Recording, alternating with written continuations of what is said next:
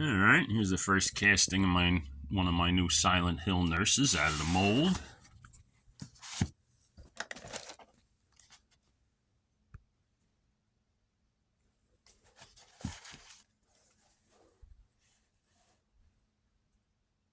Very happy with how she came out.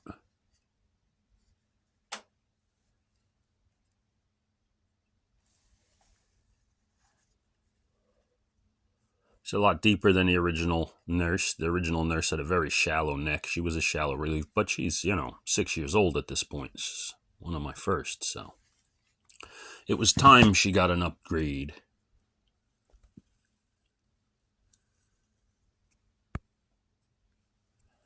So this one will be available on my Etsy store. She's a quarter scale, substantially bigger than the original one. And there you go. It's the first of my 31 heads of Halloween 2023 that are finished.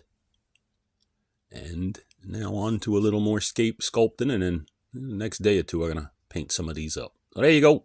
Thanks for looking. It's available on my Etsy store, Cthulhu Gizzard. And there you go. Have a nice day. Later.